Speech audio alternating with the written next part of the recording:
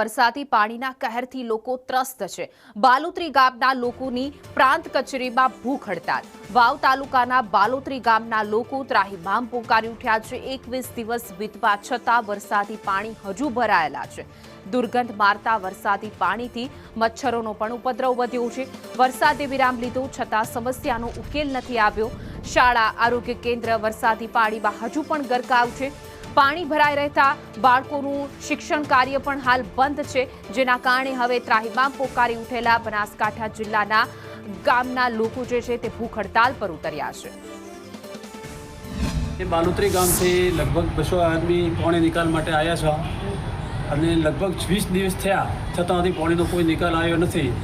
અમારે 18 તારીખે પણ અમે આવીને આવેદનપત્ર આપ્યું હતું અને એસડીએમ સાહેબ પણ આવ્યા હતા ને 48 કલાકનો અમને ટાઈમ આવ્યો હતો, પણ હજી કોઈ નિકાલ થયો નથી। અમારી શાળા બંધ છે, અમારા દવાખાના બંધ છે, હેડવાનો કોઈ માર્ગ નથી, રોગચાળો ફાટી નીકળ્યો છે, એટલે અમે ખૂબ તકલીફમાં। હવે અમે કોઈ કે ભૂખ હડતાલ ઉપર બેસવા આવ્યા। આજે અમારે 24 દાડાથી લગભગ પાણી પડ્યું છે, 35 ઘરોમાં હાલે પડ્યું છે, કોઈ આવા જવાનો રસ્તો નથી।